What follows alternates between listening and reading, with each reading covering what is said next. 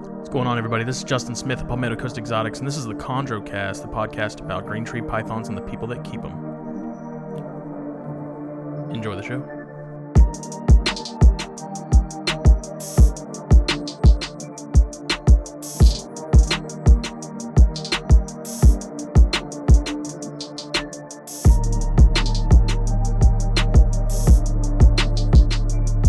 Those babies, man, those look really, really good. Yeah, man. There's two of them that I have in particular that I'm really curious to see where they end up. There's the other ones that I've had haven't gone through a color change quite like these guys, so I'm really curious now. Mm-hmm. Yeah, there was one of them that you posted that had like it was kind of a really light color. Yeah. But hadn't gained any green at all. All it had done was lighten. Right.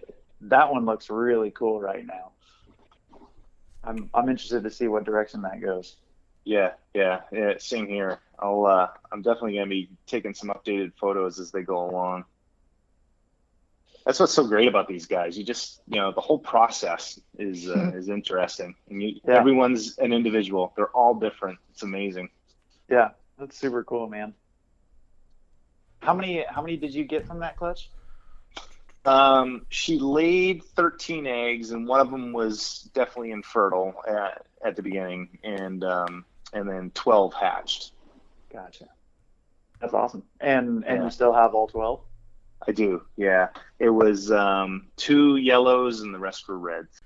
All right. Well. Yeah, it was a blast doing that as well. It's the first clutch that I was able to produce, so that felt great. A long time coming too. He was working towards that for a minute.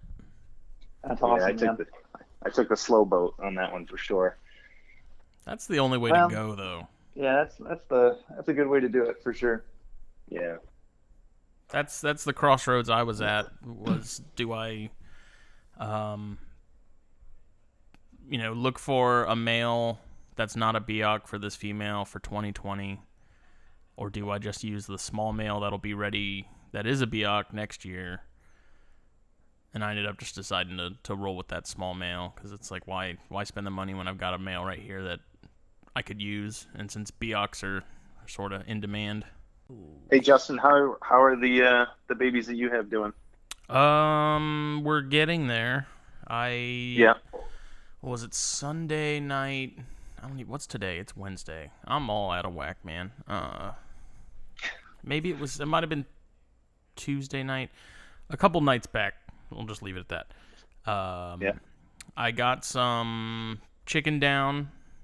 My uncle, who lives not far from me compared to my parents, who are kind of across town, have a chicken pen. So I went into the nest boxes where the females lay the egg, or the hens lay the eggs, and stole some of those soft down feathers that were clean looking. They weren't covered in crap or anything like that. And brought some of those home. Got one in particular that hasn't eaten a pinky yet to take almost immediately. I've got 2 that have been eating like machines for the last 2 or 3 weeks. And then the runt of the litter, I assist fed a whole pinky. Like I kind of did what I did with heads usually, where I just kind of stuck it towards the back of the mouth and let it do its thing, and it ended up eating the entire thing. And then I had another one that grabbed and wrapped and then let go, but still held onto it. But I put that one I closed that one and left it be, and it was gone the next morning. So I think there's 3 right now that are still being kind of picky. One of them ate a live pinky probably 2 weeks ago, because I've been offering them live every now and then, just because it's an option, and I got a few to eat actually that way as well. Just left the pinky in overnight. And then, ironically, like one of the biggest ones of the clutch too, that has taken I think 1 or 2 live pinkies, but not consecutively. That's like one of the biggest ones of the clutch, but it's also one of the ones that's not eating regularly. So it's really strange, because it's the same size as the 2 that are eating all the time, and this one isn't. So, I don't know. We're slowly I wonder getting there. if that has anything to do with being the biggest. Like maybe. Like it had absorbed enough of the yolk to where it was able to hold out and last longer. Yeah. Maybe. Who knows? I don't know. But did you try and go pick up any parakeet feathers? I did. I went to PetSmart, and of course they had no birds for sale. They had one parakeet, and the cages, I guess, had just been cleaned because there was nothing. Yeah. There was like a few very small feathers, and I wasn't about to ask the people to go through and, can you go get those little dime-sized feathers for me and pull them all out and put them in this bag? So that's when I just went to Plan B, and I asked my uncle, I was like, hey, I'm going by your house to steal some chicken feathers. Don't ask questions. And so that's what I did. I rode out there and did that, came home, thawed out some pinkies, and got a little bit of forward momentum. So I'm happy. Nice. They're getting there. Yeah, it sounds like progress for sure. I've had zero luck with chick down. None of the ones that were being stubborn want anything to do with chick down. I'm not sure what's going on there. Dude, it's crazy. I've had so many people that are like, oh, well, try this. And I try all this stuff, and I get no luck. So everyone's like, oh, this works for me every time. So I try it. It doesn't work. Yeah. I don't know. I guess it's just the luck of the draw. Like I think Thomas O'Kane, his whole clutch, I think they all ate right off the rip. Yeah. The first clutch he had. I don't even think he had any issues with his. Mark, have you used chick down much? Have you had much luck using that? I have. I've used chick down a little bit. I was telling Justin, so Bill Stiegel had this one holdout that it actually had started eating like the first couple times he fed it, and then it just went on a hunger strike and said, no, I have no interest in eating anymore. And so he tried everything and went maybe like a month or two and couldn't get it to try anything. So he gave it to me to just to see if the ride to my house and just a change of location would help. Yeah. And I tried chick down with it again. It didn't work. I tried just a regular pinky. It didn't work. But the people behind me have parrots and parakeets, like those little budgie parakeets. Yeah. And so I got some down feathers from them and put that on the pinky, and it was a completely different snake when it smelled that. Really? It's so bizarre. My gosh. I tried everything. It and when I put in that parakeet feather, oh dude, it was like, what is this?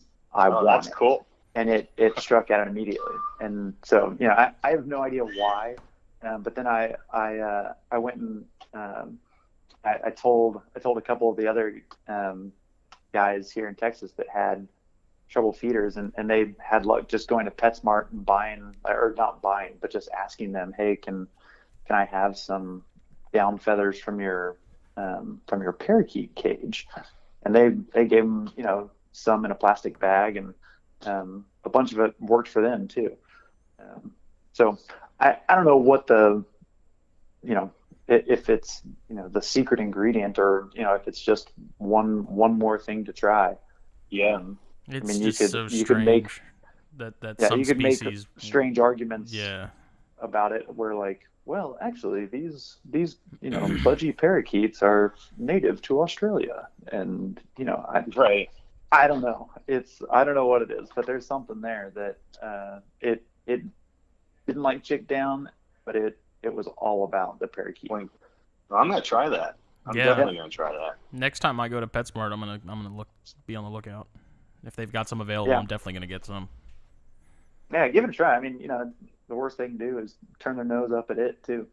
Yeah. It's funny because every time I'm in there, they have a ton of birds, and then the one time I do go in there and I actually need something, they don't have any. But I tried quail as well. Quail got no reaction. Chicken, I guess, got not the reaction I'd hoped for, but it was a reaction. Yeah, I have two out of that clutch, out of the whole group, that are just being reluctant. They really, I can get them occasionally to eat a pinky head by striking, but most of the time they just, I can't get them to strike very much, so that's been a problem. But those were the two that originally were being stubborn, right?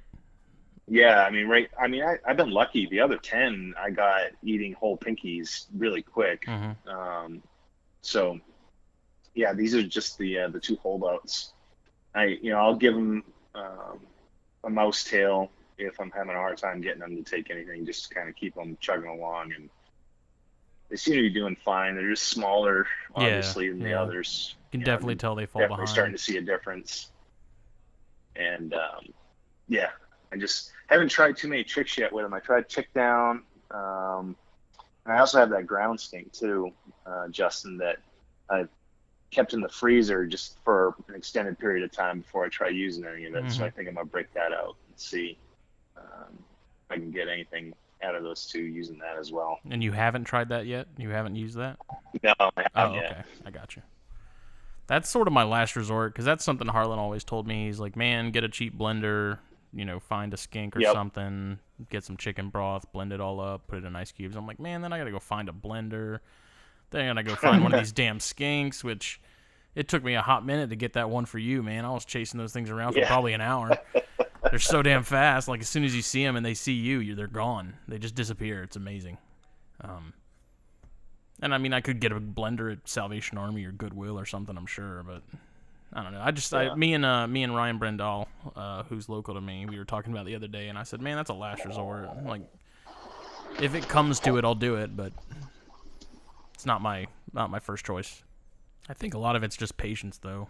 They all come around eventually, I would think. They're going to, if they're going to be behind everything else, so be it. But well, they either will or they won't. Right. Yeah. But that was comforting with our conversation with Ryan Young that David was with me on the last episode, and he was like, they eat. If they don't, whatever happens, happens. And kind of having that mentality, I've kind of adopted it. And if you want to live, you will. If you don't, more power to you. Yeah, what did he say? If you don't want to be here, oh well. Yeah. But we've been recording this whole time. This is episode 13 of the ChondroCast. I'm Justin Smith of Palmetto Coast Exotics, and I'm joined once again by Mark Heger of Texas Chondros and David Brahms of Specialty Enclosure Designs, who sponsors the show because he's awesome. What are y'all up to on this 4th of July's Eve? Yeah, man, just waiting patiently for the fireworks to start, right? Yeah. Yeah, exactly. What do you got planned? Maybe you had some barbecue. Y'all doing anything no barbecue special? yet. I cooked a pretty mean burger today, and that was wonderful, if I do say so myself. But yeah, typical 4th of July here in Texas is, man, I'll head out to the lake and spend the day out there, just hang out and eventually watch the fireworks. So pretty fun time, just kicking back and relaxing. Oh, it's supposed to rain here tomorrow, most of the day from the sounds of it. So I don't think mine will be very exciting. No, that stinks. I'm gonna have to find somewhere out of the rain to smoke cigars. Have you guys been getting a lot of rain down there? The whole month of June for us was just absolutely lousy. Cold and wet. It was like that for us back in April. It seemed like it rained for like a month straight. It sucked. And then we went without rain for a month. Yeah, we've had one of the wettest spring and summers that we've ever had, and it seems like everyone here, it's pushed the breeding season back almost a month or two, to where everyone is they got lockups like a month ago or 2 months ago, and just now they're getting ovulations and eggs, and so it's been weird. It's been a very strange time where normally people are getting eggs by I don't know, February or March, and now people are getting eggs in May or June. Mm-hmm. It's pretty wild. And not to say that they can't breed all year round. Obviously they can, but when you're typically cycling them in the winter. It's the only thing I can, put it up to is the weather has just been wacko here this spring. And have you paired anything this year or since we talked on like the third episode? Yeah. So I got eggs. Mm-hmm. I have eggs in the incubator right now. From my BAC female, she was paired with a Andrew Amon blue line male. And they're set to hatch at the end of this month. Oh wow! So they're probably halfway through. Mm-hmm. And then I had an ovulation with my melanistic girl. Yeah, that's the one you sent me. I was gonna say I knew you sent me a picture of one of them, and I couldn't remember which one it was. Yeah, but yeah. She was my very first chondro, and so she is very just near and dear to my heart. And if anything goes wrong, oh my gosh, I'll just explode. But she's also like my most anticipated like female to go. She's just incredible looking, and the male that I paired her with is just in my mind is just the perfect match for her. And so she's ovulated. She's entering her prelay shed right now. She's starting to go into blue, and everything so far seems okay. So I'm not puking yet.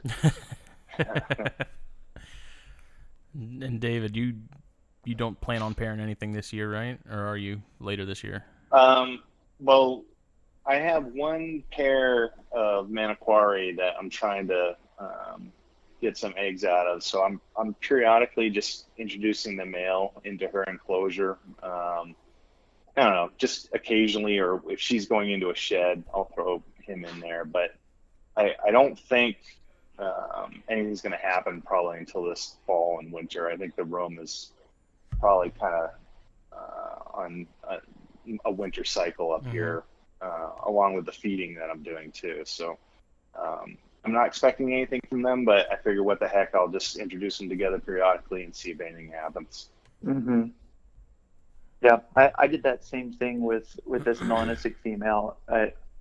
I think I either saw him post about it or heard him talk about it. But it was John Irby said that he just paired his male in with his female for 1 or 2 weeks during the month, each month, and then pulled him out, let him do whatever, feed, have some time off, and then if nothing happened the next month, he'd put the male back in. And because like I said, our weather's been so crazy, this female wasn't, I wasn't seeing much developing, but I said, you know what, I want, like, this is the pair that I want to have something happen with. So I'll just keep putting him in, for a week and a half, every month until something happens. And eventually it happened. It went way later. Like, ovulation was June, I don't know, like early June. But so far things are going like clockwork. Males are the best litmus test, man. They know exactly when to make it happen. Mm-hmm. Yeah. So man, just keep throwing them in there and see what happens. Certainly seems like a good insurance policy, if you're really trying to get them to go, because who knows when, she might be an oddball and cycles at a different time compared to everything else. So totally, just play against it, and in theory, you should land on it eventually if you just keep doing it like that. Seems like a good strategy. What else are you cooking up in the tinkerer shop? I'll tell you what, nothing particularly new right now. I've been so busy keeping up with everything else that I've had out there that I think I've kind of reached the limit in terms of spending a lot of time doing new design and balancing with my real job and family and everything else. It definitely gets tricky. Yeah, I'm sure. I'll tell you what, man, this Python portal is awesome. Like every time I walk in and I see mine, man, I want a wall of them. They look so good. I want them for the Amazons really bad. Those will be what's next. I've got another small Biak that's gonna need an upgrade in the next couple months. Jake's already looking at them and plotting, so we want to get our hands on some and just make a bunch of them. Yep, I'm actually probably going to be doing the same thing for myself too. The cages that I built, I don't know, it's probably 5-6 years ago now. I are a little on the smaller side, I think, from where I'd like to be. So I'm probably going to start doing some upgrading on cage size, and I'm going to use that that Python portal kit essentially to do it. I found it to be pretty easy. At least I tried to design it so it'd be relatively easy to put together if someone's just a little bit handy. I don't know how you guys felt assembling everything. I mean, it wasn't bad for me. I'm horrible at measuring. Like, I'm guaranteed to screw it up at some point, but if David just sends the pieces pre-cut, then I don't have to worry about it. I can take it from there. Yeah. Yeah. I thought it was super easy. The instructions you provided were right on, and you just cut everything the lengths that it needs to be at, and then it's pretty self-explanatory from there. Yeah. It's pretty easy to plug and play. Yeah. What size tub did Bill get for his? I think it was pretty similar to the tub that you had. He got one of the large clear tubs. Okay. And so, I don't know. I mean, probably because I got 3.5. I got a 200 quart feet long. I don't know.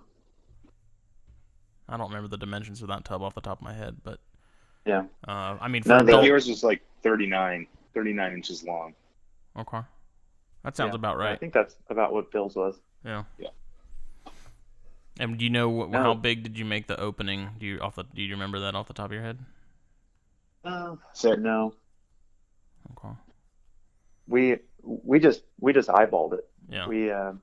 We basically looked at the shape of the tub and kind of the natural curves and seams that were in it, and just said, okay, this is as wide and as far out as we can make this window, both lengthwise and heightwise, and just went to make the biggest window that we could, given the dimensions of the tub. I'm gonna see if he can send me a picture of it because I'm curious. I have a picture. Oh, do you? But Bill can. Bill probably has one. I failed to take any pictures. Yeah, I mean that 200 quart size is perfect for adult Amazons. It's perfect for so many things. That's a big tub. It is a big tub. But that little male I have in the one now, he's gonna grow into that fine. He's already utilizing both ends, like he's using the gradient the way I want him to, and I want him pumped to get more. Because I ended up doing mine. The length of the window for mine was actually a little shorter than what David was using.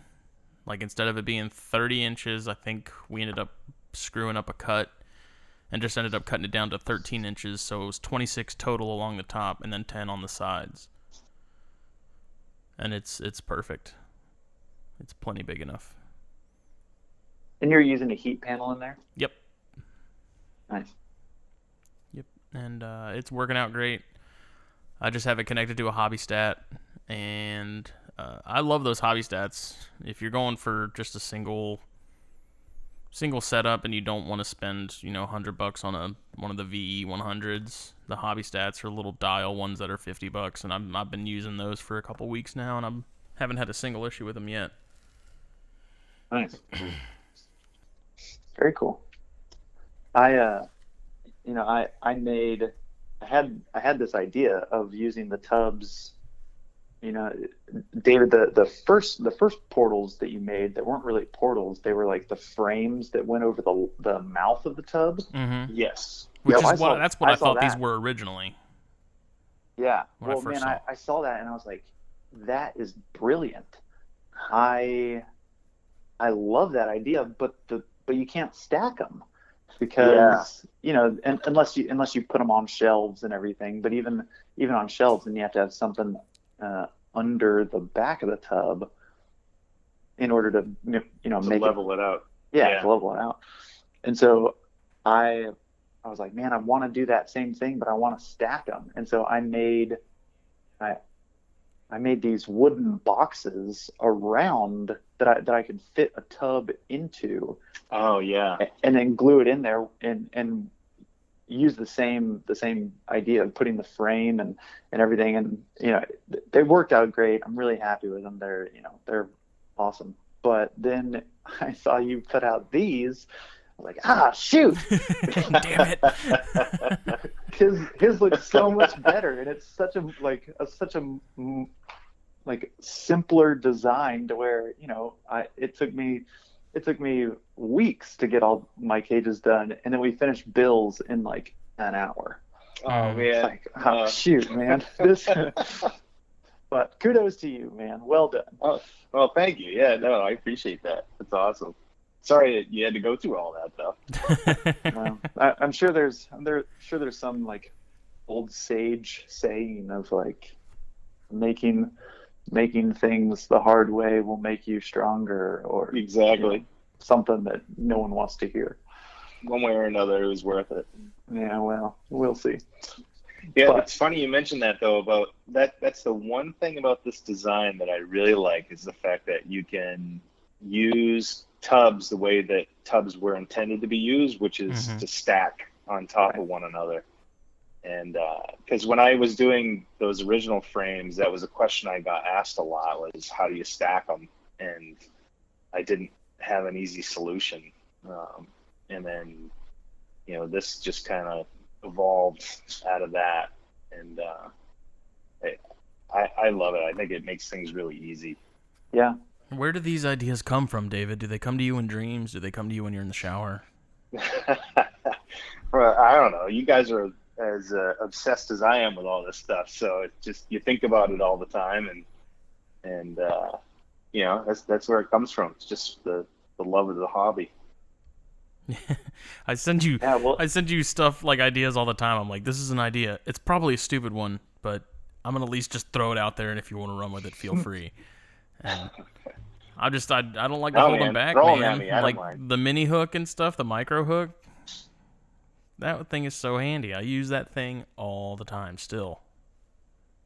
That hook, that little hook's I'm the using bomb. it too. I never really thought I needed one. Yeah. And then once we started making it, I was like, oh yeah, this definitely comes in handy with those little babies for sure. Just when you're trying to do stuff with them.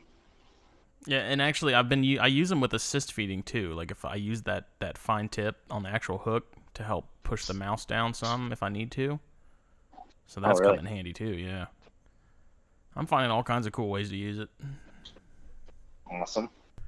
But out of everything that you have, though, what do you sell the most of? Like, what are you making the most of on a regular basis? It changes. Things kind of cycle for some reason. For the longest time, out of everything, it was like just the standard half-inch PVC pipe perch holders. I was selling the most of, just in terms of like the number of items sold. But then lately, it's been my larger printers have been really busy making all the tub perches. Those seem to be a lot more popular at the moment. So either people are buying racks and looking for things to put in their tubs, or they're just they're not buying adult cages right now or something for some reason. Now, when I get the magnetic perch holders, the one question that I have and I keep forgetting to ask you is when you are actually making those and you have that super strong ass magnet in there, do you not have to worry about that thing like jacking up the machine as it's making it? Oh, yeah, I don't actually put the magnet in as it's making the perch holder. Or is it just a piece of metal? No. So the printers will make, it's like a clamshell design to hold a magnet inside of it. Oh, okay. And so I print the two halves, and then Afterwards, I'll put a bead of super glue gel in there along with that big disc magnet, and then close it up and let it set overnight. Those magnets are no joke. Mark, have you played No, with they're those crazy. at all? No, I they're like terrifying. anytime I'm doing anything with them, I make sure my phone is not anywhere near them because I feel like if one touches my phone, it's probably gonna fry it.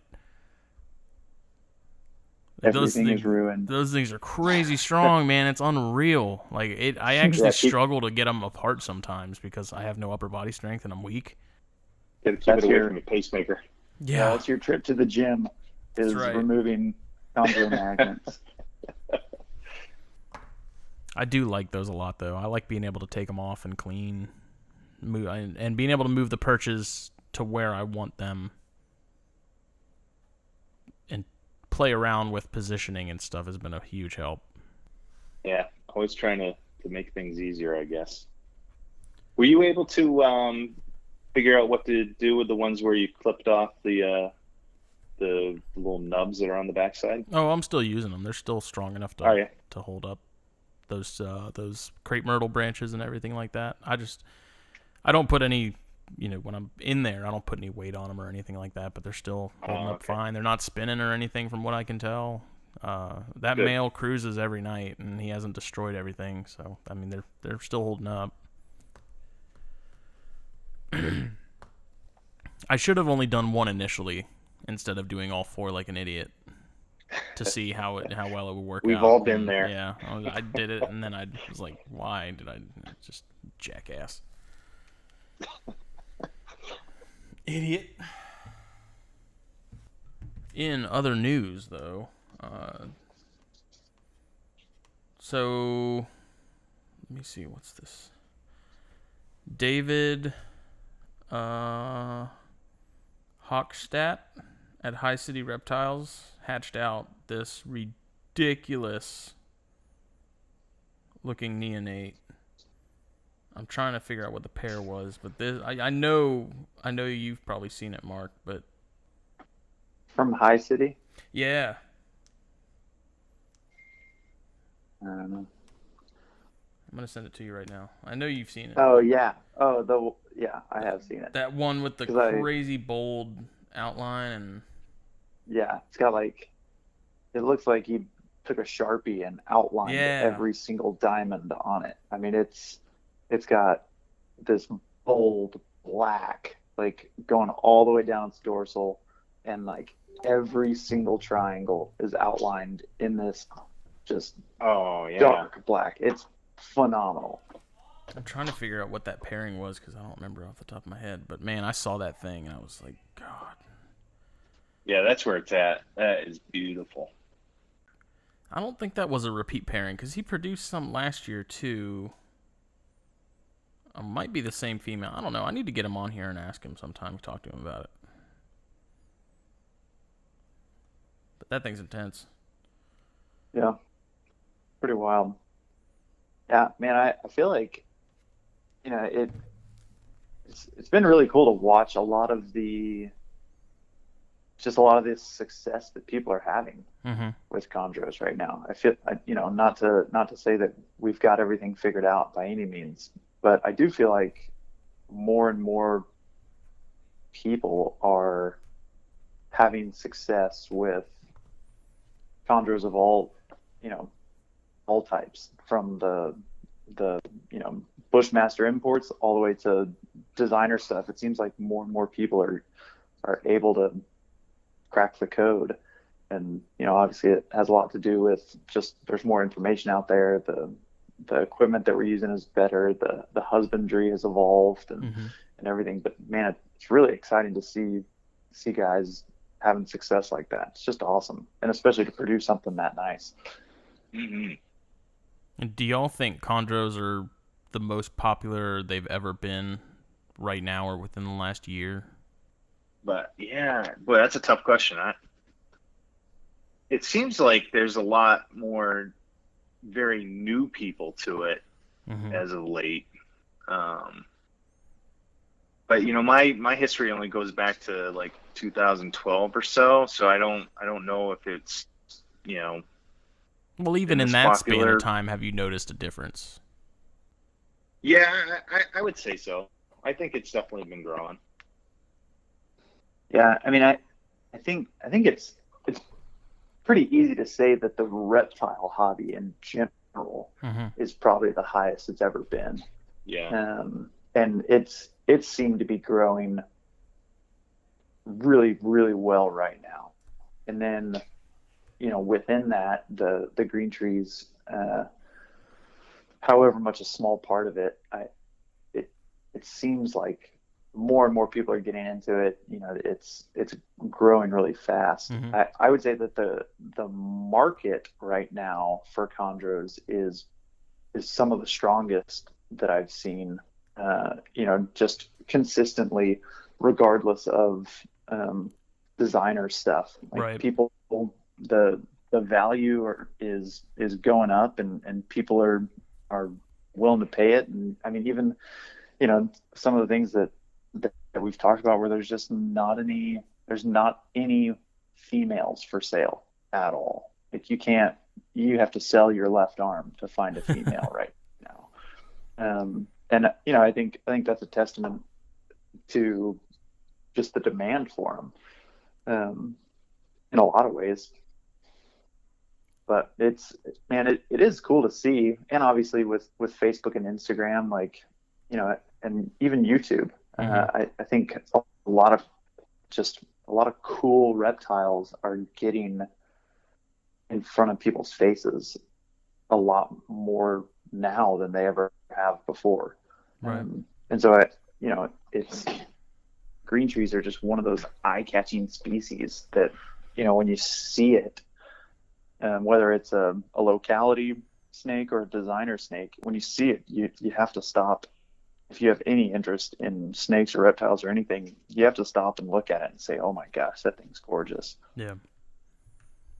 Because it's interesting. I hatched out this clutch, and as soon as I started posting pictures, I was having people message me like crazy wanting to buy some, which I wasn't used to. I came from, crested geckos and other smaller snakes that aren't as in demand, and like really struggling to get some of them sold most of the time. And so to see people sort of just coming out of the woodwork and being like, when are you parting with any, put me on a list, this, that, and the other, it was like, oh my God, I'm not used to not having to hunt people down to buy stuff. Yeah. I don't know if that's y'all's experience, or if, David, you got the same thing when yours hatched, if you had people coming out and trying to snag a few. Did. That was a bit surprising. I probably could have sold that clutch twice over, I think. What particularly I find interesting is that it's like they don't even know how much I would charge for something like that, And it's just that's like oh man, it's the same thing for me. Like, no one asked for price. They're just like, you have any for sale? And I'm like, no, not right now. Check back in a year or whatever, whenever I decide to part with any.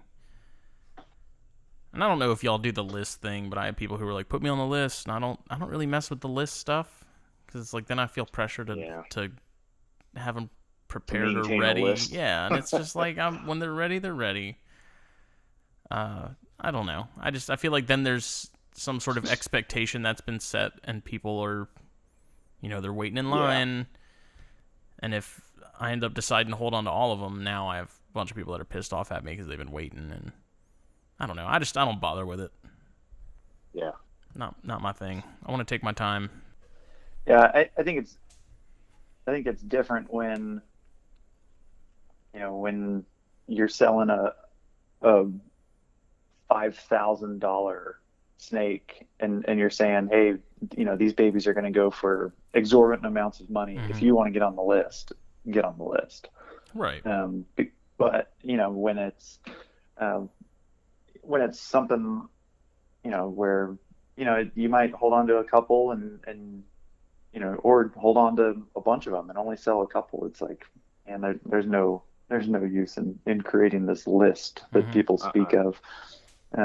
Running the Instagram account, I get requests all the time and messages all the time from people hey, what do you have for sale? What do you have for sale? What do you have for sale? And, again, not asking prices, and it's very rare that I have anything for sale.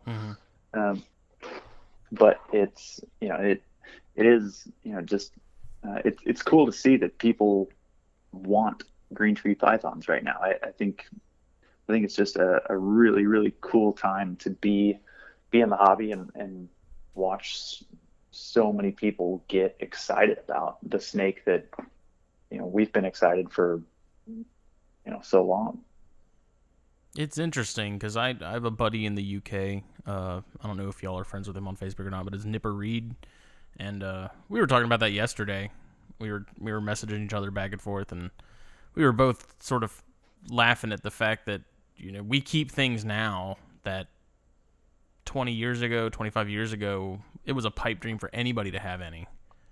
Not just green trees, but there's a bunch of dart frog species that are crazy rare, and now people are actually producing them. Rough-scaled pythons, Bredl's pythons, that kind of stuff. And I mean, for me, like green trees, I remember looking through like early 2000s Reptiles magazines and seeing the Signal Herp ads with all the green trees in it and thinking, man, like how cool would that be to have some of those? And like now, 19 years later or whatever, it's like I'm actually got them, and there's still that 10-year-old kid, in me that's still amazed that I actually get to own them and have them and enjoy them.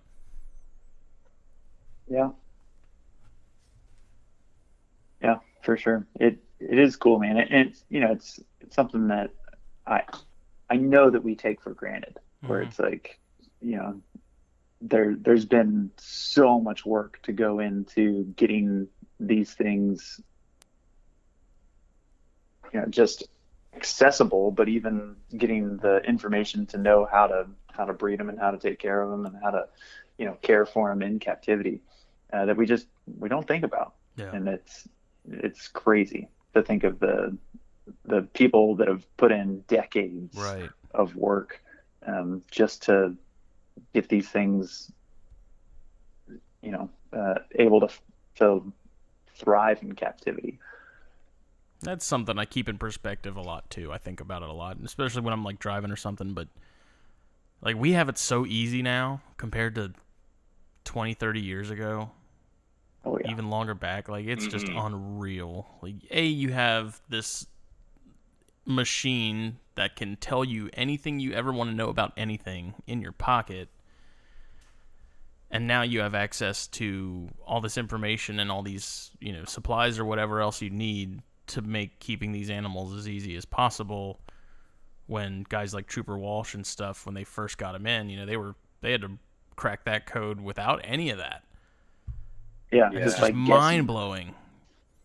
Like constantly tweaking, probably constantly losing animals, just going through all the growing pains and stuff. And now, we have it so easy now, it's unreal. Yeah. Yeah, what Eugene Bissett always says, that he's killed more chondros than he's ever hatched. Yeah. Just got to find that magic key. Yeah. Yeah, they can definitely be frustrating. And chondros will definitely teach you patience. That is for certain. There have been a handful of nights where it ended with me like flipping the whole rack off, like flipping at the bird, saying "fuck y'all," and then walking out and going to bed. It was just like whatever. I put the tongs down. No, it didn't. I just put the tongs down. I was like, I'm going to bed. Whatever. We'll come back at a later date. I'm done with you. But we're getting there. Like I said, I got 3 that are kind of being picky-ish. One in particular I think still hasn't taken, but the others, they're all coming around. So we're making headway. It's just centimeter by centimeter. Yeah. The challenge is still oddly addicting, though. It's still like, man, like I'll be at work and I'll be like, I'm going to get them going tonight. It's going to happen. Tonight's the night. I can feel it. They're going to take. And then they don't. Isn't it funny how you can get so frustrated with them, and then like be so excited to get that frustrated? 2 hours later, you're looking online for the next one. That is like self mutilation at its finest. Yeah. There is Man, these things are so frustrating. I need more of them. right. I tell I tell Jake that all the time. I'm like, I don't even know why I keep these things, man. I was like, they don't work. They're all defective in some way or another. Like there's something wrong with every single one of them at some point or another. Like they're either really unfriendly and they want nothing to do with you. They either don't want to eat. They don't want to eat frozen thawed. They they won't eat on their own. Prolapsing issues or something. Like there's just always something. It's like you really gotta love these things to want to be a sick bastard that wants to put up with that on a regular basis. It's got to be a form of psychosis or something. Yeah. It's not right. Yeah. They're definitely not for the faint at heart. But man, when things do go well, oh man, you're top of the world. Yeah, getting that first baby to eat, man, I was pumped. Yeah. It's like, yes, this is what they were all talking about. And then I was like, I can get all of them to eat, no problem. And then I think that's when we went back to the flipping the rack the bird, saying, whatever, y'all. I know what I'm going to be doing differently, though, next time I breed, for sure. I'm not going to be doing the water substrate thing. I don't know how well that's worked out for y'all, but I struggling with... For the hatchlings? Yeah, for eggs. I was struggling with okay. I was struggling with like hydration issues with the eggs pretty early on with that, which amazes me because they're literally surrounded by water. So I'm gonna try vermiculite next time. I don't know if you guys have tried both. David, you did water, right, or did you do vermiculite? Yeah, I started out with the no substrate method, and then I was experiencing similar. The eggs getting a little bit dehydrated. So I switched them into vermiculite, and I had no issues with the rest of the incubation. So I'll probably just do the same thing next time.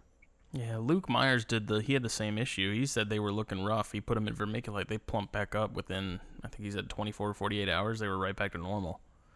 Yeah, that's what mine did too. I don't know. I tried it. I'm not a fan. And that's the nice thing too, is figuring out. That first round was brutal because it's like I don't have any reference or context of any of these issues I'm having, so I don't know what works for me yet. Right. But now, I feel like every incubator is totally different, and then you take a totally different incubator in totally different climates throughout the world, and you even have a different amount of eggs within the egg box, and every egg box is different, and so man, fine tuning your incubator to your room, to your climate, to the egg box that you're using, to the substrate that goes into it, there's so many variables that go into play that it's so hard to get it fine tuned. But then when you do see the positive results for your situation, man, it's that you just need to hold on to and say, okay, this worked for me, I'm going this way, and I don't need to do everything like everyone else is saying if it's not working for me. Right. That was, I think, one of the scariest parts for me with that first clutch is that I couldn't see or figure out where the bugs were in my incubator until I actually had chondro eggs in there, because they weren't behaving the way that you wanted them to with the setup that you had, and having to switch course, partway through incubation, that's really stressful, particularly when it's something that you've been working on for a long time and you don't want to mess it up. And, there's definitely more things to tweak out in my incubator. I know that. I think it's the way the air was being blown around in there was able to pull too much. There's like too much airflow over the eggs. I think that's what was drying them out. Yeah. Yeah. What well, what are you I had using? the same issue with the fan that I was using in my incubator. Even on the very lowest setting, it was still too high, and it was drying stuff out. Even in the egg box that I was using, the half of the egg box that was closest to the back of the incubator, where the fan was, closer to, would dry out much quicker than the eggs in the front towards the door. That's amazing. And so again, it's just, every computer fan is different, and it's just it's a nightmare to figure all those details out. When you hear that, and then when you also see it happening with your own clutch, you're like, how in the world do these things ever survive in the wild? Yeah. They're like the most sensitive thing ever. Yet they do. What are you both using for incubators? Did you make your own, or did you buy one? I made my own. I converted a little wine fridge. Okay. Yeah, I did the same. I actually, because I don't have all the kinks of my incubator figured out to my own level of comfort, I am currently incubating my eggs at Bill's house, because Bill has his incubator dialed. I mean, he has been getting 100% hatch rates, on all his clutches, and he'll even tell you, man, he has paid a lot of dues with that particular incubator, with ball pythons over the years, to where he had to fine tune it and get it to where it is now. It is perfect, and it's just one of those things where you gotta put in so much time and effort to and you just gotta lose a bunch of eggs in order to get it to where, okay, this is what works for me. I think some of the companies like Hotbox incubators, I think they have a lot figured out. But even a Hotbox incubator here in Texas is going to perform slightly differently than one in Florida or one in California. And so it really is crazy. Well, my buddy Billy Hunt at Uwabami Reptiles, he has a huge, I won't say it's huge. It's not a wine cooler. It's like an old Coke fridge from like a store, like a grocery store or something, or maybe a gas station. But I mean, that thing's probably, I'm 6'4". That thing's probably close to 6 feet tall if I had to guess. And he's been hatching stuff in that no problem. But it's like, man, that must be a real nightmare to get the temperature, gradient right, because I'm sure they're polar opposites at the top and the bottom of that thing. Either that or you have a big ass fan. But I don't know. Even the little one I have that I made, because I did the same thing with a wine cooler, it took a lot of experimenting and toying with, and I tried to get everything that I had issue-wise with that thing figured out before eggs showed up. And even then, it wasn't until I had eggs that I saw more problems that I was struggling with. It was frustrating, man. I've talked to people, and I've had a lot of people say that a bigger incubator is easier to control the temperature on, because there's more. I don't know why, but I would assume there's just more air in there to circulate, and be a little more consistent because there's more of it. You can get further away from, it's not so tight on the heat source and on the fan, where everything is spread out a little bit more. But when it's locked and sealed, that temperature remains. Bill uses that exact same type of incubator, the big, large gas station Coke machine type thing. Even guys that have like the full room, like a closet walk-in incubator, they do that because the temperatures are so stable. But again, I think it has so much. It's so much to do with all the different variables and getting it to work in your place, that it's just tricky to figure out. Yeah, I'm still trying to figure out what happened with my clutch, because I had 2 babies that hatched, but they died out of the egg. And then I had the other 5, because I had a clutch of 17. I had 13 make it, and then I lost 2 when they came out, and then that left I think 5 that were fully like full term in the egg. They just died. And I'm still curious as to if that dehydration, fairly early on had anything to do with it, or what. I don't know. It could be whatever. I will find out if I use vermiculite next year. Yeah, it'll be interesting to see what the differences are. But if you guys, moving on to the other thing that's kind of been floating around lately that everyone's sort of concerned about is Facebook and Instagram cracking down on sales. What do y'all think we're moving towards with that? Do you think we're all just going to go back to king, snake, and fauna, or you think? I know there's a new website called Reptile Highway. I think that's who is it that was working on that? I can't remember her name. Yeah, I saw you post something on it. Yeah, I'm trying to. I think it's Linda Switzer. She's the one who's heading that. But I mean, I don't know. I understand why people are frustrated with it because the convenience of Facebook and Instagram were right there. That's where everyone already is. Why go to another party somewhere else when everyone's already at that one? But at the same time, like, this hobby was alive and fine without Facebook before Facebook. Wait, what? The hobby existed before Facebook? I mean, sales and stuff were fine before Facebook. Like, people sold animals before social media. Nope.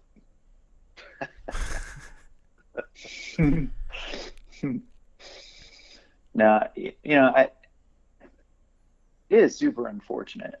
The thing that came out, when was it, today or yesterday, that PETA bought shares in Facebook and is now like I don't know how significant of a shareholder they are, but and it, I mean, I'm not a PETA fan, but it's actually brilliant of them to do that this way. And I was reading some articles that they've done this with a bunch of other companies. They've bought shares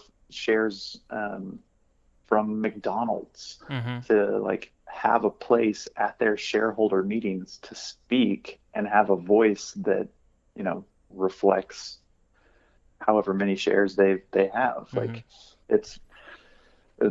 there's someone that's pretty smart over there at PETA, at least to accomplish the goals that they want to do. But it is super unfortunate because it's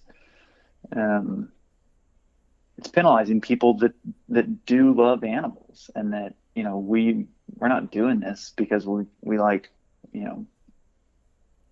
abusing animals and everything. Like, we're for the conservation of animals. We love the snakes that we have here, and it's just really unfortunate that what's happening with all the Facebook group. And we lost another green tree forum last week or something. One of the big ones, right? I don't know. I'm only an MVF. Yeah, I thought there was another one. People were complaining about it. That went down, and it's really unfortunate, but at the same time, it's not the end of the world. It definitely makes things harder. I think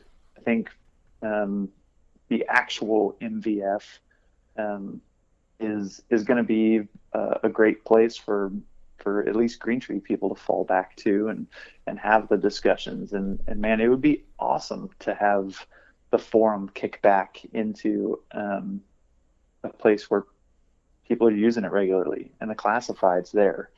I would love to see that. But even places like fauna and king snake and and I've never used Morph Market or anything like that. But I think there's enough options out there right now to where there's places that people can go. Like you said, it's not ideal. It's not the most convenient thing because people are on Facebook and they are on Instagram and all that stuff. But there's definitely options out there. And so it's an inconvenient workaround, but it's definitely not the end of the world. I haven't heard of anyone getting problems or like having posts removed on Instagram. It's starting. Yeah. Jordan Russell just had like literally 2 days ago or 2 nights ago, he was selling some gargoyle geckos or something, and it got Instagram took it down. I think they actually might have taken down his entire account. Really? Yeah. Oh, Maybe wow. they just suspended it. I don't know, but it was temporarily unavailable. So it's getting interesting, and I was talking to Jacob about that today too, because I was gonna go on my Facebook page, the PCE page, and because I figured they're searching for these pages by keywords, I'd imagine is gonna be the big thing, and what they are listed as categorically. And I had pet breeder as my category for the page, so I went and deleted that, because I figure if you blend in with other pages and don't have any keywords that they can search for and flag, then they're not going to find you. I could be wrong. That's just a theory. I'm not Mark Zuckerberg. As much as I wish. He's listening right now. I know. As much as I wish I had that Zuckerberg money. Just whisper. I don't know. I'm gonna try that out, because I have a feeling we're kind of just getting into the whole quote unquote witch hunt of everything. Like, I feel like it's going to be getting stricter soon. How so? You think they're just going to knock groups off because they're animal focused, or? Yeah, I mean, it's so strange. Like, they're doing it with more than just animal stuff. They're doing it with guns. They're doing it with right-wing political stuff. It's very strange that they're kind of shuffling everyone in sort of the direction they want to go. And I mean, politics regardless, it's very odd to me that they're doing that. But I mean, you're on their website, you're playing by their rules. So, but I've seen a lot of people complain about how archaic and old kingsnake and fauna are when they work the exact same way they did 10 years ago. They're just as popular. At least now they're getting to be again. I just sold a Brettles on fauna like 2 weeks ago. No problem. Yeah. So I don't see really what the big deal is. I don't. No, I don't either. I go to those websites periodically and have, since I've been, doing this stuff, and they've been around. And Facebook had the advantage of being super, super easy, because you can post pictures and you didn't have to pay anything to put ads up, and so it just became the place to go. But those other places still function just fine. Yep.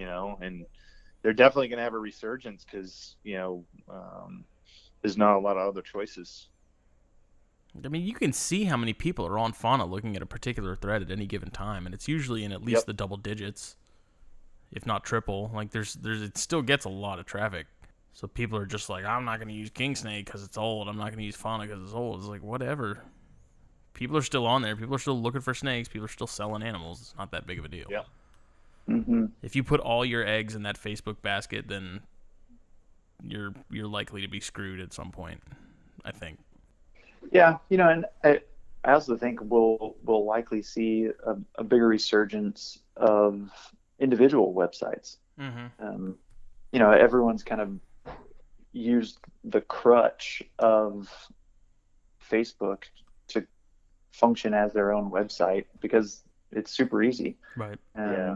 But I mean, man, you look at like Dave D, his Vibrant Viridis website. Oh my gosh, like, dude, that is snake porn. I mean, just to he did a good job on that.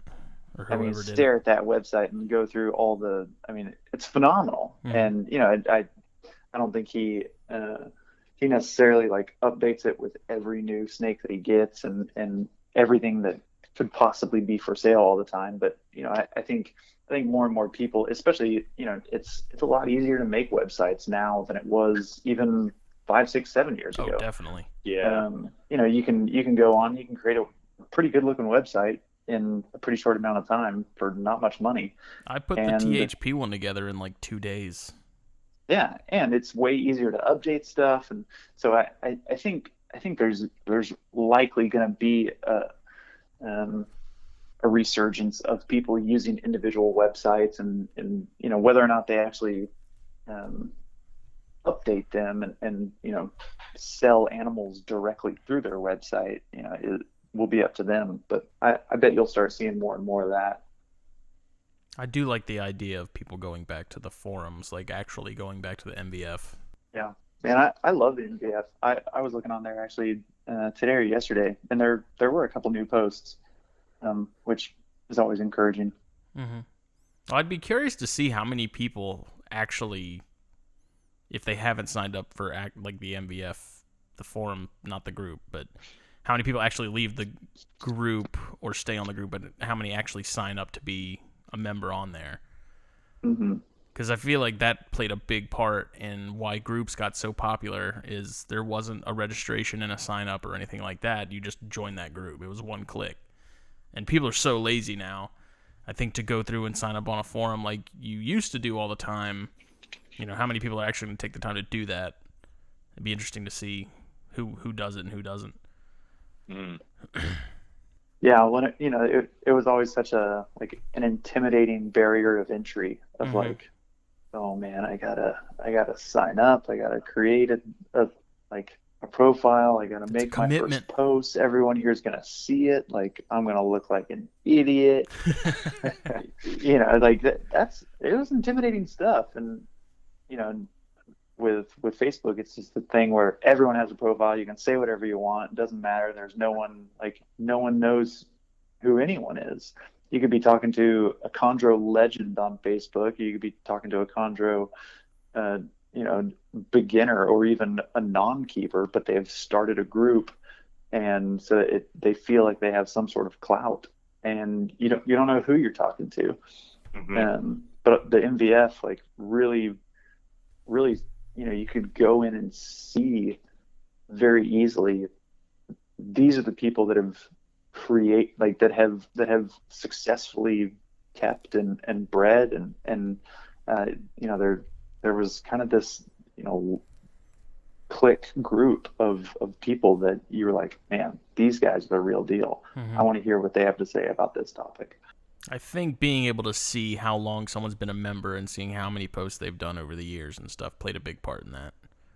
You don't get that with the groups. You don't have a clue, unless it says they're an admin. You don't know how active that person is, how long they've been keeping, how long they've been a member. Yeah, and even if they're an admin, like you don't know you don't know if they've ever kept anything. Right. They could just be, somebody's buddy. Yeah, they could just be an enthusiast. So yeah, it is. The NVF is so great. I do pop on there every now and then. I would love to see more and more people come back to it and to pick it up for the first time and get plugged in. I think we're all fortunate that it's still available. Just think of how many forums are now gone. There was so much, just a huge archive of information on there that just, Morelia Python, that forum, I don't even think that's still around, is it? Because that was a huge carpet forum, and I think that's gone. I don't think you have access to any of that stuff. And there was years and years and years of information on there. Yeah. Yeah. We're definitely lucky to still have all that stuff, and, that it's searchable and, mm-hmm. Easy to navigate, relatively so, to find the topics, find the issues you're looking for. Well, if it's anything like Facebook, there can be a search function, but no one's going to use it. Right. That's for sure. They need to make that little search bar way bigger than it is. Yeah. Why would I search for it when I can just ask it 7,000 times? And then get 7 replies saying the exact same thing. Yeah, and wait for everyone to yell at me. That's what cracks me up about those Snake ID groups, is someone posts it, and then you have one person say, oh yeah, that's a copperhead. Someone else says, copperhead. And like 3 other people are like, yeah, it's a copperhead. It's like, we've established that. Why are there 10 of you telling us that? Like, what? You see that someone else commented on it, and they're right. Like, I can't wrap my head around it. Just making people feel good about themselves, I guess. I don't know. Everyone wants to be the expert, man.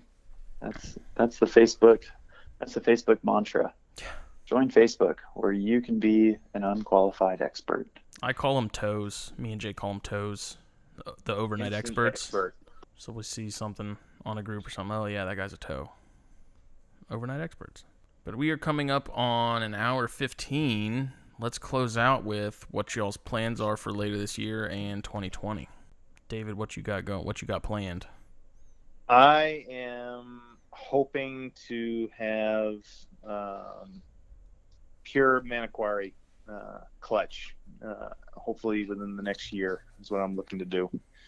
I have 3 females that are now old enough to reproduce, so I'm going to try cycling them.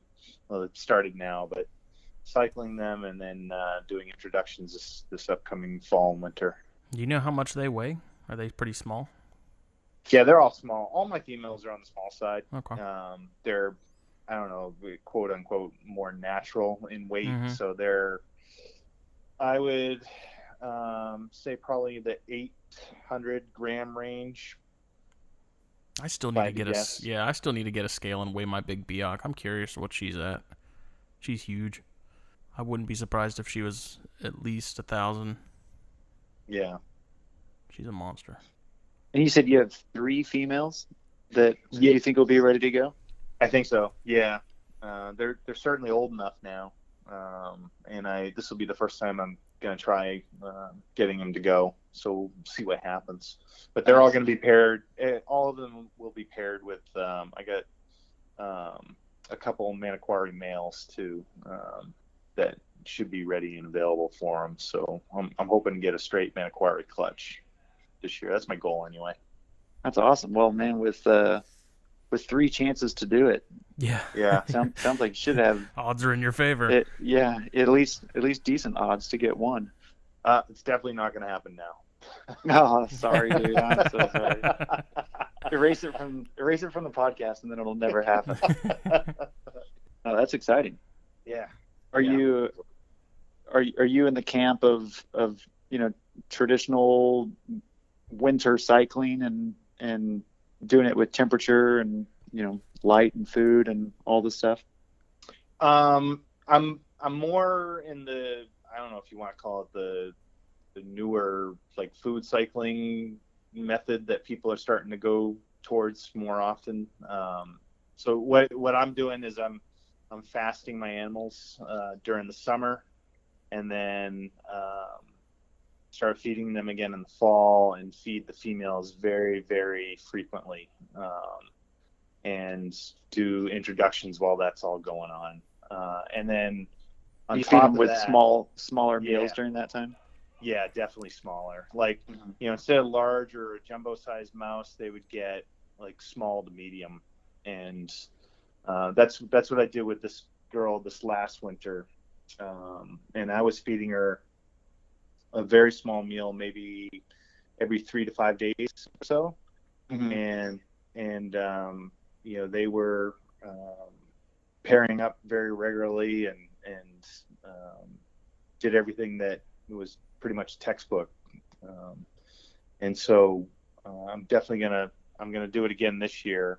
I have other things at play too. I'm sure I do, because I'm in Maine. It gets super cold here in the winter, and so there's definitely that going on, even if I'm not doing a very dramatic temperature drop.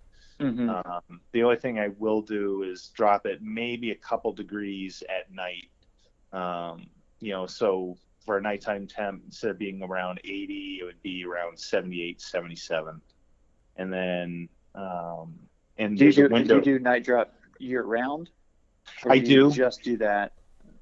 No, I dramatically during that season. Yeah, I do it year round. So daytime temp is set at 82 to 83, mm-hmm. and at night I let it drop down to 80. And then in the fall, winter, I'm going to let it go down to 77, 78 degrees. Got it. And then I also have a window in my room. So they are definitely seeing a seasonal variation in light as well. So mm-hmm. it's one of those things that I think will get her to cycle. leaning more on the food side because that's the most dramatic thing that I'm doing. And it kind of makes sense that they're in the wild. I'm sure they're probably cycling more on seasonal food fluctuation, along with the rainy season, I would assume. Mm-hmm. Yeah, that's awesome. Yeah. So is that all the pairs that you're planning on doing? Three Manicory pairs and nothing else? Yep, that's it for this upcoming winter. The girl that laid eggs this past winter, I'll give her a year off, and then everything else I have, I've been trying to collect some just straight Manicory and build up that collection. And I finally have some animals that are of age this year, and that's where I really want to put the focus is on just straight Manicory locality type pairings. I'm really anxious to see what those grow outs you have are going to look like, man. The ones you keep posting in the groups. Yeah. Those are going to be cool. I want to see what happens with the yellow on them. Mm-hmm. Just the other Manicory I had didn't really go through that where, they're showing green scales with a lot of yellow. So the next couple months are going to be kind of neat to see what happens. Are you working with pretty much all red Neo Manicories? Yeah, I have a single pair of yellow baby Manicory that are now adults. So they're going to get matched up this winter as well. But then everything else I've collected I've been focusing on red Manicory, red baby Manicory. Mm-hmm. That's awesome. Yeah. I do still want to diversify and get some other localities at some point. Yeah. I did pick up 3 Aru about a year or so ago, and they're still young. They're definitely a few years out before I would even do anything with them, but just to kind of mix it up a little bit. Did you buy just baby Arus, or did you get like a young pair? No, I bought them as babies. Mm-hmm. Everything that I have, I bought as a young baby, and have just raised them up over the years. Yeah. Awesome. How about you guys? What are you guys planning? What's coming up this year? I have nothing going on this year. Nothing. I'm giving that female a year off. Nothing to live for. Yep. I'm giving that girl a year off, and this time next year, fall of next year, I'll have my biggest pair of Baird's rats will be ready to go. And that big BX female, your only breeder size female at this point? Yep. I think the little one that I have, the juvenile, that one might, I think, be a female. Its sheds are kind of turning that direction, but it's still kind of early. Mm-hmm. And then I have that young male that I'm going to use him next year because he'll definitely be big enough by then. So, and then the 2 from Luke, I'm really curious to see what those turn out to be. Those just turned a year as of May, so those have a long way to go still. But those things are strange. They don't have any green on them yet.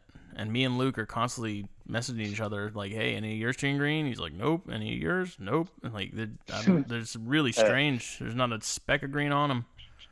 Yeah, and they were both yellow Neos? Yeah, the whole clutch was. Right. Cool. So just Baird's, huh? Yeah, next year, and then that female again. That's it. And my Brettles are still a ways out. Corns, maybe. I don't know yet. I don't even know what some of mine are still. I think I might have all females. And the Cyanea aren't going to be ready anytime soon. My female's still small. I got nothing, man. It's pretty nice, though, to not be pressured to get anything done. Just when they're ready, they're ready. Whatever. I'm in no hurry whatsoever. Nice. But yeah, my dad has a bunch of gray bands that'll be hatching in the next couple weeks, though. So that'll be pretty cool. Sick. Gray bands are awesome. See if those are as much of a pain to get going as the green trees are. Yeah, I've heard they are similar. Yeah. You know what? I think I'd be more intimidated by trying to get gray bands going than I would green trees. They just seem like they'd be harder. Yeah. I don't know. He's gotten a few babies from shows and stuff that were fresh out of the egg, tiny, and some of them he didn't have any problems with. He's had, I think, maybe 2 or 3 that were really stubborn and just wouldn't take for nothing. So, I don't know. I'm sure having a couple of generations of captive bred in those makes your life a lot easier. If you have some of those wild caught ones that you're breeding that are, F1s or whatever, those are probably going to be a real pain. Yeah. But Mark, what do you got going on? Are you done pairing for the year? Since both do what? Are you done pairing for the year? Or you got other stuff you're going to do later?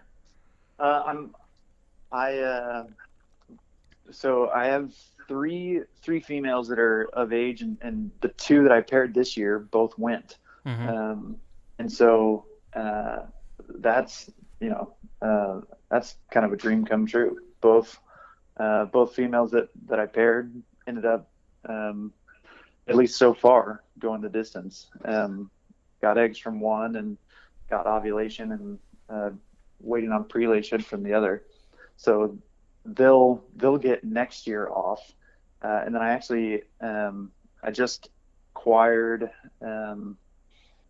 last month or the end of May, I got a real big Jaya Lyra cross female. It was originally from Bushmaster. There's this breeder up in Chicago that had 3 female chondros for sale. They were all adults. They were all just older, and they'd never bred them. They never even had a male to put them with. And so I decided to pull the trigger and buy all 3 for just a good deal, and then got all of them down here. And then us, the Texas Chondro Coalition down here, we divided them up among ourselves. And so we got 3 new female adults down here in Texas. But I'll probably give that girl a shot at the beginning of this next year. So I'll let her acclimate from now until probably January, and then I plan on throwing one of my Calico line males in with her. She's got this nice. She's pretty big. She's like 1,200 grams, wow. 1,100 grams. She's a beast. Pretty big green tree. She's not the biggest I've seen, but she's big. Yeah. And the head on her, it's like a carpet python. I mean, the muscles, the bulges behind her eyes are just massive.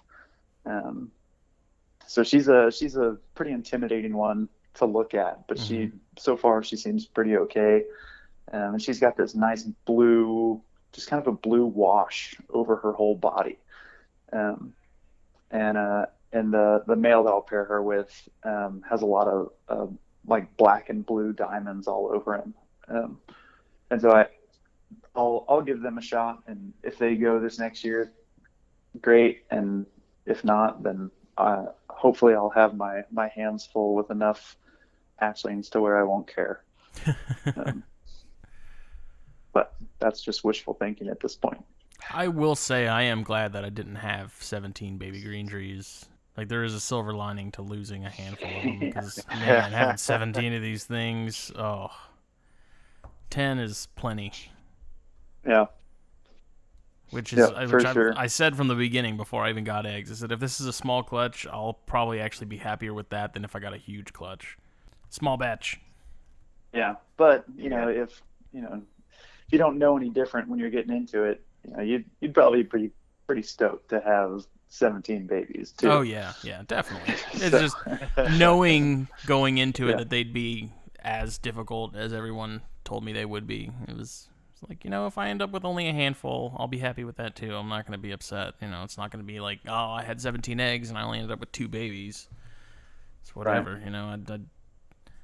I have no issues with getting less than what I expected. Yeah, for sure. Well, I got nine eggs cooking right now for my BX female, and so far they all look pretty good. And then this other female that I'm waiting on eggs. She is, I've had her since 2000. I think I got her in 2012, while she was changing. So she was probably a year old at that point. So she is, I mean, at least 7 years old, if not 8. And the last time I weighed her, which was a couple months before I paired her this last season, she was 450 grams. Oh, awesome. So I mean, and I'm telling you, I've tried everything. I've fed her bigger meals. I've fed her more smaller meals. She's done growing. She has no desire to be any bigger. She is a 450 gram female at 7 years old. And, I'm so nervous that things are, going to go wrong or whatever. But, people keep assuring me no, that's in the wild. That's a I don't know if you'd say it's a normal size, but it's at least within close the to distribution, size. right?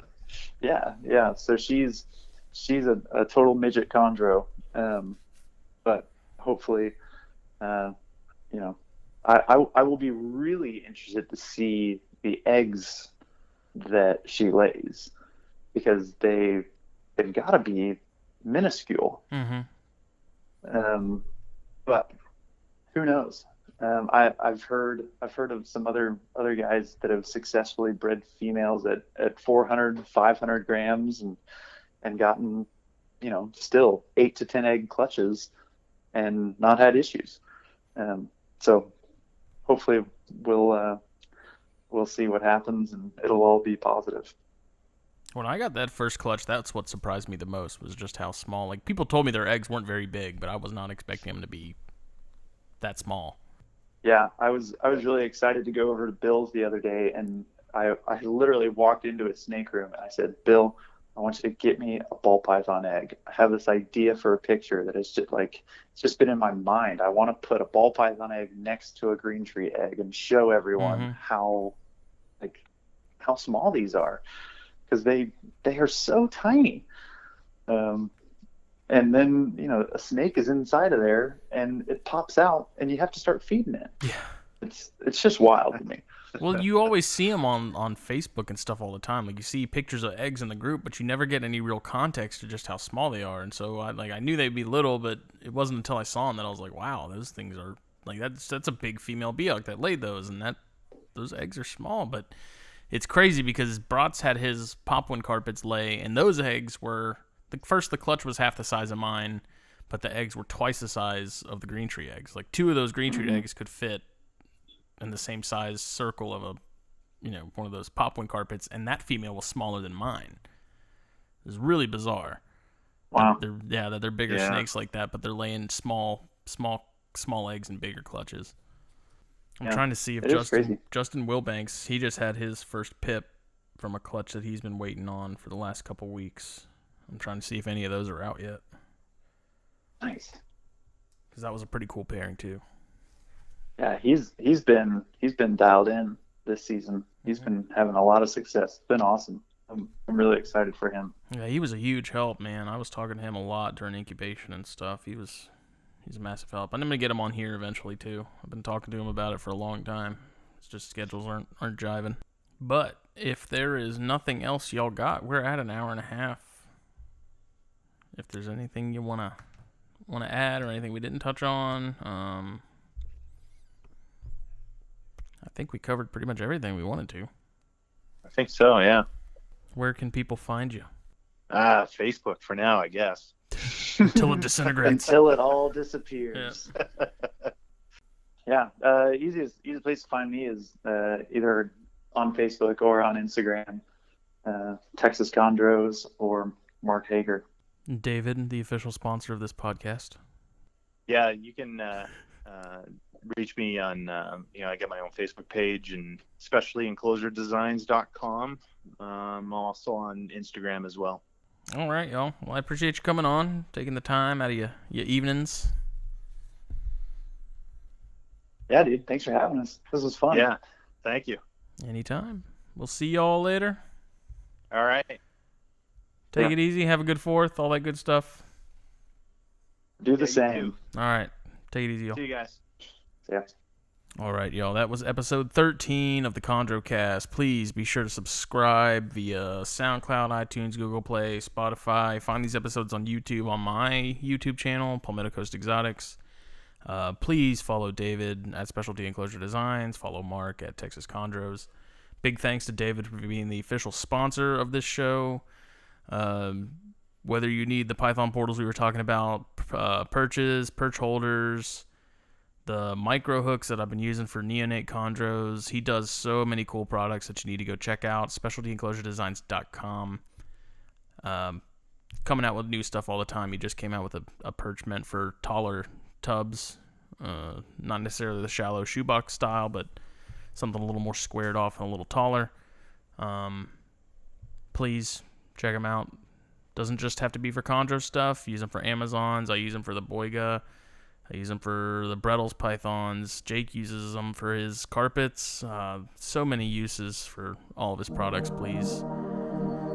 If you think it could use it, if it has any arboreal tendencies at all, SpecialtyEnclosureDesigns.com. See y'all later.